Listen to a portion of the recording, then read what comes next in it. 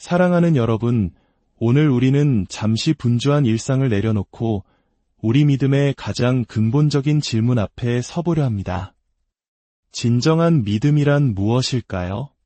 수많은 사람들이 교회에 다니고 스스로를 크리스천이라 부르는 이 시대에 나는 과연 진짜 구원받은 사람일까요? 오늘 이 묵상의 시간이 여러분의 영혼에 깊은 울림을 주고 주님의 은혜를 다시 한번 확인하는 귀한 계기가 되기를 소망합니다. 본격적인 말씀에 앞서 만약 이 메시지가 여러분에게 축복이 된다면 좋아요와 공유를 통해 사랑하는 이들에게 이 은혜를 전해주십시오. 구독을 하시면 저희가 나누는 귀한 묵상의 시간들을 놓치지 않으실 수 있습니다. 여러분이 말씀을 듣고 묵상하는 이 시간 위에 우리를 새롭게 하시는 하나님의 평강이 함께하기를 기도합니다. 어떤 교회는 단 3년 만에 1000명의 성도가 모이는 거대한 공동체로 성장할 수 있습니다. 하지만 그 숫자 자체가 그들 모두가 구원받은 참된 신자라는 것을 의미하지는 않습니다. 사람들은 저마다 다른 이유로 교회에 나옵니다. 어떤 이는 위로를 얻기 위해, 어떤 이는 인간관계를 위해, 또 어떤 이는 그저 습관처럼 그 자리를 지킵니다. 우리가 분명히 알아야 할 것은 하나님께서는 교회의 크기나 모이는 사람의 숫자에 감동하지 않으신다는 사실입니다. 하나님께서 주목하시는 것은 외적인 성장이 아닙니다.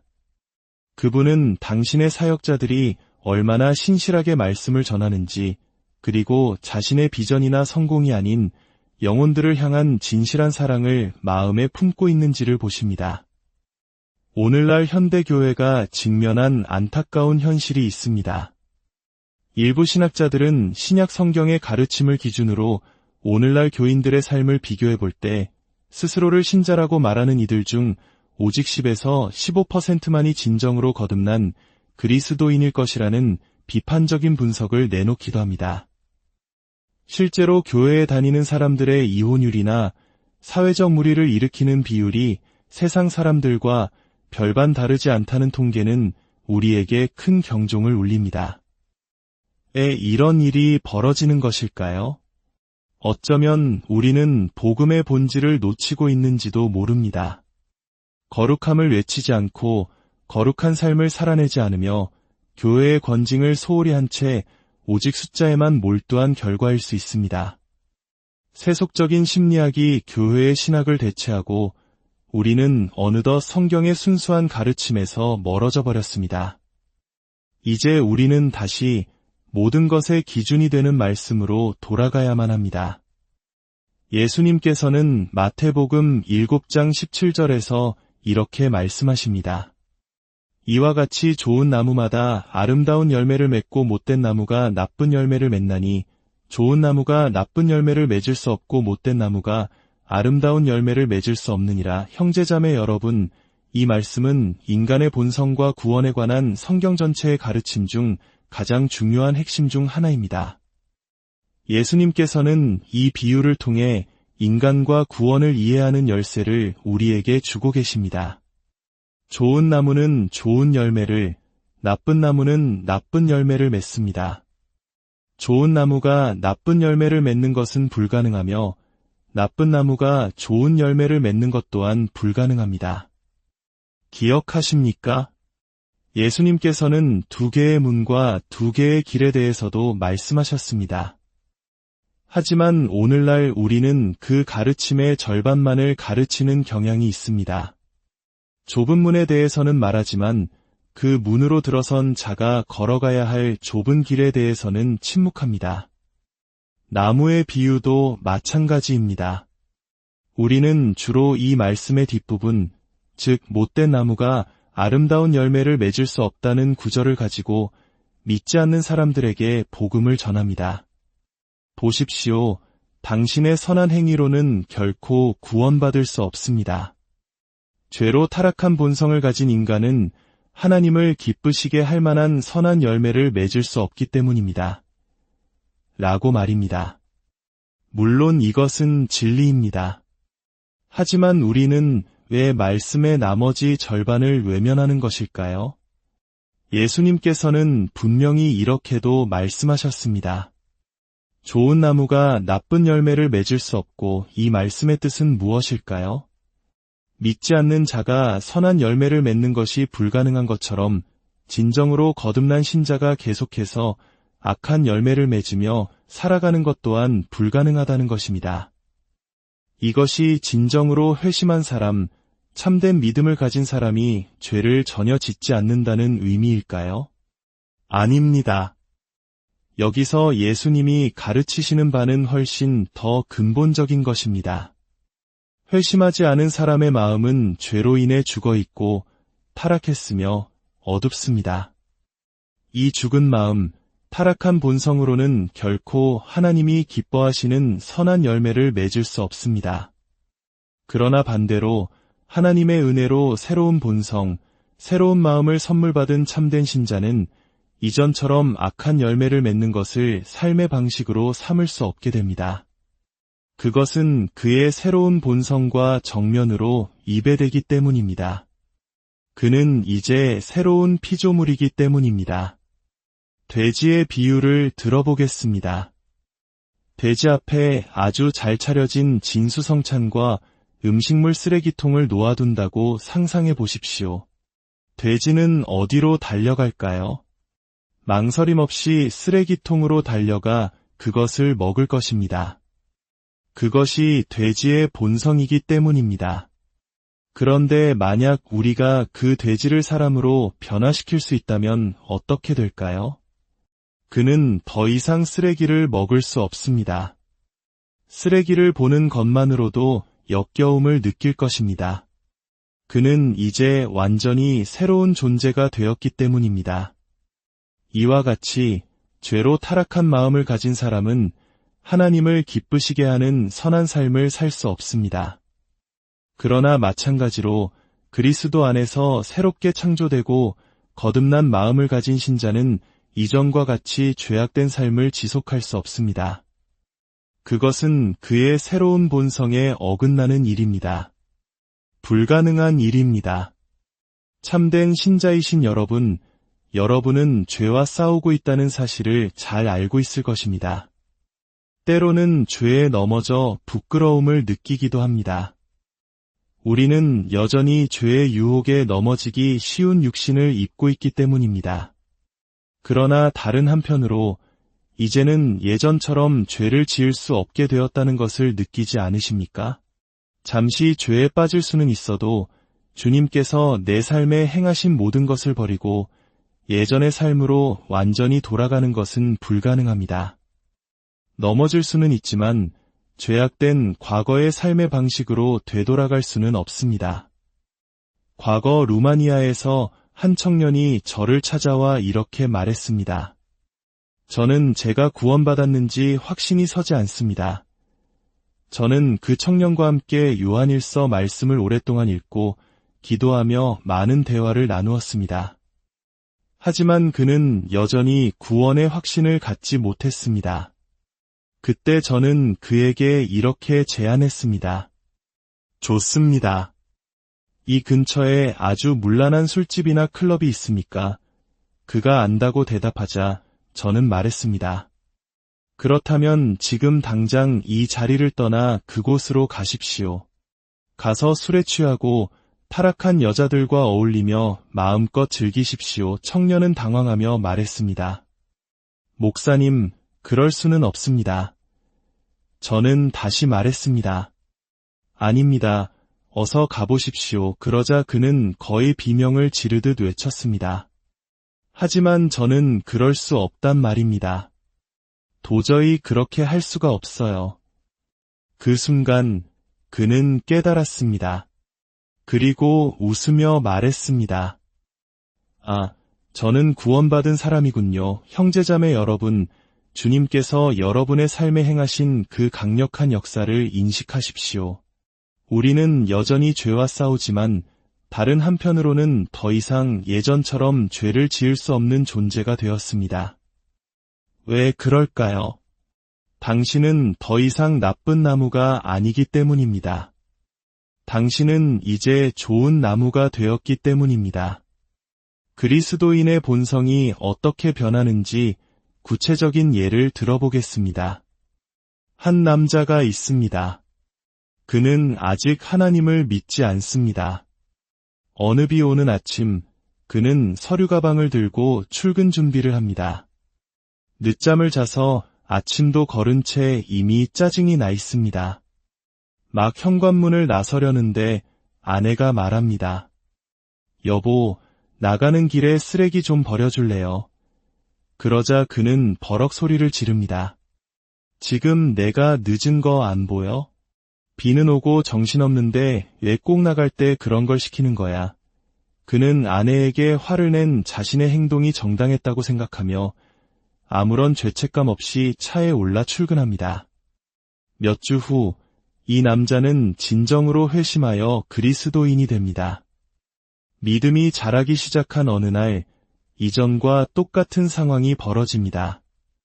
비 오는 아침, 그는 서류 가방을 들고 서둘러 집을 나섭니다. 그때 아내가 말합니다. 여보, 쓰레기 좀 부탁해요. 순간 그는 예전처럼 아내에게 짜증을 냅니다. 아, 왜 항상 나갈 때 이러는 거야. 내가 얼마나 바쁜지 몰라서 그래. 하지만 말을 내뱉는 그 순간 이전과는 전혀 다른 일이 그의 내면에서 일어납니다. 극심한 수치심과 죄책감이 몰려옵니다. 마치 속이 메스꺼워지는 듯한 느낌입니다. 그는 차에 앉아 자신의 행동을 합리화하려 애쓰지만 성령께서 그의 마음을 망치처럼 두드리십니다. 결국 그는 회사에 도착하자마자 아내에게 전화를 겁니다. 여보, 미안해. 내가 정말 바보 같았어. 나를 위해 기도해줘. 내 자신이 너무 혐오스러워 견딜 수가 없어. 무엇이 그를 이렇게 변화시켰을까요? 그는 이제 새로운 사람이 되었기 때문입니다. 그의 육신은 여전히 죄의 본성을 가지고 있지만 그의 가장 깊은 내면, 그의 실존은 이제 새로운 피조물이 된 것입니다. 이것은 단순한 시적인 표현이 아니라 실제입니다. 그렇기 때문에 그가 돼지처럼 쓰레기통에 머리를 박는 순간 그의 새로운 본성은 병들고 고통스러워하는 것입니다. 그는 더 이상 돼지가 아니기 때문입니다. 하나님께서 한 사람의 인생에 행하시는 위대하고 초자연적인 재창조의 역사를 우리가 단지 결심이라는 하나의 행위로 축소시켜 버린 것은 아닌지 돌아보아야 합니다. 사도 바울은 할례나 어떤 의식이 중요한 것이 아니라 새로운 피조물이 되는 것이 중요하다고 말했습니다. 저는 제 존재의 가장 깊은 곳에서 제가 이전과는 완전히 다른 피조물이라는 것을 압니다. 제가 완벽하기 때문이 아닙니다. 예전에는 쓰레기 더미에서 기쁨과 즐거움을 느끼며 뒹굴 수 있었지만 이제는 쓰레기를 바라보는 것만으로도 역겹기 때문입니다. 세상과 사탄의 거짓말, 그리고 제 자신의 육신에 속아 쓰레기를 한 입 빼어 물려고 할 때마다 저는 병들고 맙니다. 저는 더 이상 돼지가 아니기 때문입니다. 그렇습니다. 저는 죄를 짓고 죄와 싸웁니다. 하지만 이전과 같은 방식으로 죄와 관계를 맺을 수는 없습니다. 그것은 절대적으로 불가능합니다. 누구든지 그리스도 안에 있으면 새로운 피조물이라. 그러나 오늘날 우리 교회 안에는 스스로를 그리스도인이라고 말하면서도 아무런 문제의식 없이 계속해서 죄라는 쓰레기 더미 속에서 살아가는 사람들이 너무나 많습니다. 왜일까요? 하나님께서 어떤 사람은 죄의 심판에서만 구원하시고 다른 어떤 사람은 죄의 심판뿐만 아니라 죄의 능력에서도 구원하시는 것일까요? 아닙니다. 한쪽은 구원받지 못한 것이고 다른 한쪽은 구원받은 것입니다. 다시 한번 말씀드리지만 우리는 완벽주의를 이야기하는 것이 아닙니다. 그리스도인이 결코 넘어지지 않는다고 말하는 것이 아닙니다. 우리는 단지 새로운 피조물이 되었음을 반영하는 삶의 방식과 방향성에 대해 이야기하고 있는 것입니다.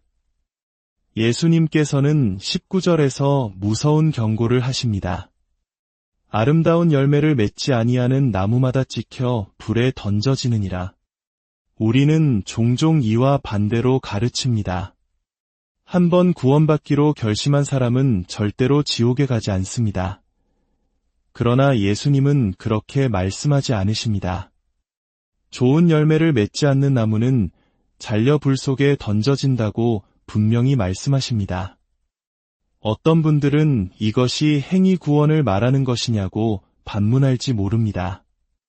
우리는 이 부분을 매우 신중하게 이해해야 합니다. 구원은 오직 하나님의 은혜로 믿음으로만 받습니다. 1%라도 우리의 행위가 섞인다면 그 누구도 구원받을 수 없습니다. 하지만 우리가 이해해야 할 구원에 진정한 의미가 있습니다. 하나님께서는 구원의 과정에서 우리를 의롭다 칭하실 뿐만 아니라 거듭나게 하십니다.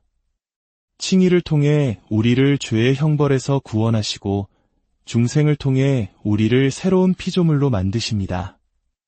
이 새로운 피조물은 구원받기 위해 선한 일을 하는 것이 아니라 이미 믿음으로 구원받았기 때문에 자연스럽게 선한 열매를 맺게 되는 것입니다. 그리스도를 입으로 고백하면서도 삶에서 믿음의 열매가 전혀 나타나지 않는 사람은 구원을 잃어버렸거나 행위가 부족해서가 아니라 애초에 믿음으로 구원받고 거듭난 적이 없기 때문에 지옥에 가는 것입니다. 진정으로 믿음으로 구원받고 거듭난 사람은 새로운 피조물이기에 반드시 삶의 열매를 맺게 되어 있습니다. 이것이 신약 성경 전체의 일관된 가르침입니다. 예수님께서는 16절에서 시작하신 말씀을 20절에서 다시 한번 반복하며 강조하십니다. 이러므로 그들의 열매로 그들을 알리라. 그들의 결심으로 그들을 알리라고 말씀하지 않으셨습니다. 그들의 열매로 알리라고 하셨습니다. 하지만 오늘날 우리는 어떻습니까? 우리는 열매에 대해서는 거의 말하지 않고 오직 과거의 결심만을 이야기합니다. 사람들은 그리스도를 신뢰하는 대신 자신이 했던 결심이라는 행위를 우상처럼 신뢰하고 있습니다. 만약 어떤 사람이 당신 앞에서 구원을 결심했다고 해서 그가 구원받았다고 우리가 어떻게 확신할 수 있습니까? 그가 마지막 날 주님 앞에 섰을 때 주님께서 내가 너를 도무지 알지 못하니 불법을 행하는 자들아 내게서 떠나가라고 말씀하신다면 당신이 주님께 아닙니다. 주님께서 실수하셨습니다. 그는 분명히 저와 함께 결심 기도를 했습니다. 라고 말할 수 있겠습니까? 21절은 더욱 충격적입니다. 나더러 주여, 주여 하는 자마다 다 천국에 들어갈 것이 아니요 다만 하늘에 계신 내 아버지의 뜻대로 행하는 자라야 들어가리라. 이 말씀은 오늘날 복음주의 교회에서 가르치는 많은 내용과 정면으로 배치됩니다. 히브리적 표현에서 어떤 단어를 반복하는 것은 최고의 강조를 의미합니다. 거룩하신 하나님처럼 말입니다. 주여, 주여라는 고백은 단순히 입으로 주님을 부르는 것을 넘어 예수님은 나의 주님이십니다. 예수님은 나의 왕이십니다. 라고 열정적으로 고백하는 것을 의미합니다. 그러나 예수님께서는 그렇게 열정적으로 고백하는 자 모두가 천국에 들어가는 것은 아니라고 말씀하십니다.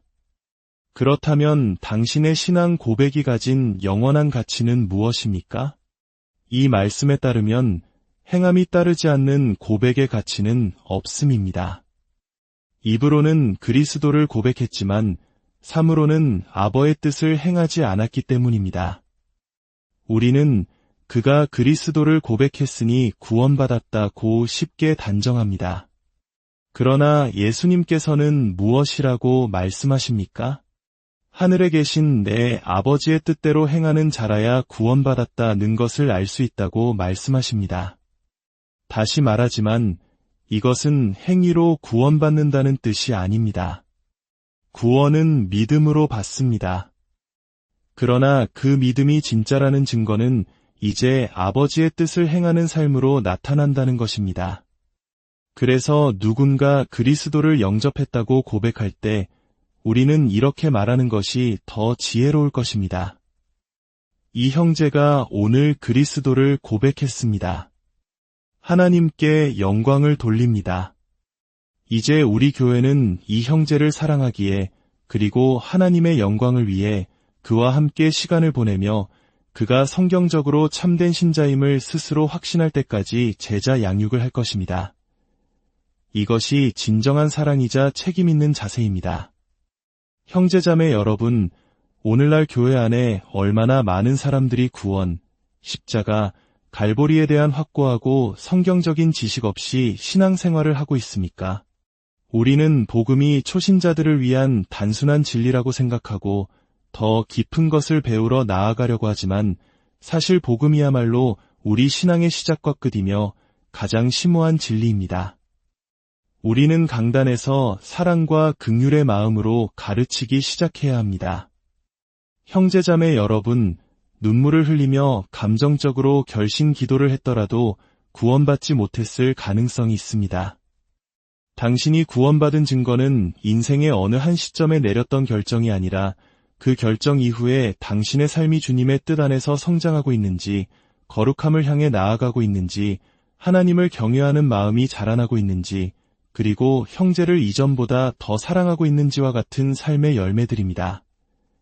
예수님의 경고는 여기서 그치지 않습니다. 그날에 많은 사람이 나더러 이르되 주여, 주여, 우리가 주의 이름으로 선지자 노릇하며 주의 이름으로 귀신을 쫓아내며 주의 이름으로 많은 권능을 행하지 아니하였나이까 하리니.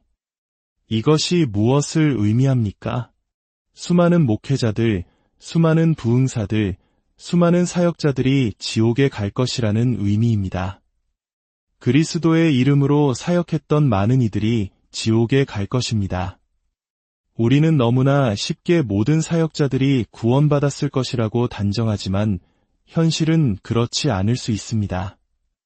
많은 목회자들이 교회 성장을 위한 새로운 전략과 방법에 대해서는 열정적으로 귀를 기울이지만 골로새서 말씀을 펴고 예수 그리스도의 아름다움에 대해 이야기할 때는 지루해합니다. 그들의 관심은 하나님의 영광이 아니라 자신의 왕국을 건설하는 데 있기 때문일 수 있습니다. 오늘날 교회 성장을 위해 사용되는 전략들의 95%는 성경이 아닌 세속적인 비즈니스 판매 기법이나 심리학의 기반을 두고 있습니다. 우리는 판매원이 아니라 선지자이며 사업가가 아니라 설교자입니다. 마지막 날 그들은 주님께 이렇게 들을 것입니다. 그때에 내가 그들에게 밝히 말하되 내가 너희를 도무지 알지 못하니 불법을 행하는 자들아 내게서 떠나가라 하리라. 우리는 사람들에게 당신은 그리스도를 아십니까? 라고 묻습니다. 하지만 진짜 중요한 질문은 그것이 아닙니다. 제가 만약 청와대 경호원들에게 나는 대통령을 안다 고 외친들 무슨 소용이 있겠습니까? 하지만 대통령이 직접 나와서 나는 이 사람을 압니다. 라고 말해준다면 모든 문이 열릴 것입니다. 중요한 것은 내가 주님을 안다고 말하는 것이 아니라 주님께서 내가 너를 안다고 말씀해 주시는 것입니다. 여기서 안다는 것은 단순히 지식적으로 아는 것을 의미하지 않습니다. 성경에서 안다는 단어는 인격적이고 친밀한 관계를 의미합니다. 오늘날 수많은 사람들이 그리스도와 아무런 친밀한 관계도 없으면서 과거의 결심 하나의 의지의 구원을 확신하고 있습니다. 주님의 말씀은 이렇게 번역될 수 있습니다. 내게서 떠나가라. 너희는 나의 제자라고 말했지만 내가 너희에게 순종할 율법을 준 적이 없는 것처럼 살아온 자들이다. 스스로를 신자라고 말하면서 하나님께서 계시지 않는 것처럼 그분의 말씀이나 원칙이 없는 것처럼 살아가는 사람들이 얼마나 많습니까? 그들은 그리스도라는 좁은 문으로 들어왔다고 말하지만 실제로는 율법 없이 제멋대로 사는 넓은 길을 걷고 있습니다. 예수님께서는 이 산상수훈의 결론을 두 건축가의 비유로 마무리하십니다. 누구든지 나의 이 말을 듣고 행하는 자는 그 집을 반석 위에 지은 지혜로운 사람 같으리니 비가 내리고 창수가 나고 바람이 불어 그 집에 부딪히되 무너지지 아니하나니 이는 주추를 반석 위에 놓은 까닭이요. 나의 이 말을 듣고 행하지 아니하는 자는 그 집을 모래 위에 지은 어리석은 사람 같으리니 비가 내리고 창수가 나고 바람이 불어 그 집에 부딪힘에 무너져 그 무너짐이 심하니라. 많은 사람들이 이 비유를 두 종류의 그리스도인에 대한 이야기로 해석합니다. 말씀을 듣고 순종하는 그리스도인은 견고한 신앙생활을 하고 순종하지 않는 그리스도인은 불안정한 신앙생활을 한다는 것입니다. 그러나 문맥을 보면 그것이 아님을 알 수 있습니다. 이 비유는 두 명의 그리스도인에 대한 이야기가 아닙니다. 이것은 천국에 갈 한 명의 참된 신자와 스스로는 제자라고 말했지만 결국 지옥에 갈 한 명의 거짓 신자에 대한 이야기입니다. 보십시오. 반석 위에 지은 집은 하나님의 심판이 임했을 때 무너지지 않았습니다. 그러나 모래 위에 지은 집은 하나님의 심판이 임하자 완전히 파멸하고 말았습니다. 이것은 단순히 불안정한 삶이 아니라 영원한 멸망을 의미합니다. 산상수훈의 마지막 부분 전체가 이 주제를 관통하고 있습니다. 두 개의 문과 두 개의 길, 두 종류의 나무, 두 종류의 고백, 그리고 두 개의 집. 이 모든 것은 결국 우리를 하나의 질문으로 이끕니다. 당신은 어느 길을 걷고 있습니까? 당신은 어떤 열매를 맺고 있습니까? 당신의 집은 어디에 세워져 있습니까? 주님, 오늘 주신 말씀을 통해 저희 자신을 돌아봅니다. 저희가 과거의 한순간의 결심이나 입술의 고백에 안주하지 않게 하시고 저희의 삶 속에서 참된 구원의 열매가 맺히고 있는지 정직하게 살피게 하옵소서. 저희의 믿음이 듣기만 하는 믿음이 아니라 듣고 행하는 살아있는 믿음이 되게 하여 주시옵소서. 저희의 삶이라는 집이 오직 반석 대신 예수 그리스도 이에 굳건히 세워지게 하옵소서. 우리를 안에서부터 변화시키시는 우리 주 예수 그리스도의 은혜가 이 시간 진리를 찾고 구하는 모든 분들 위해 영원히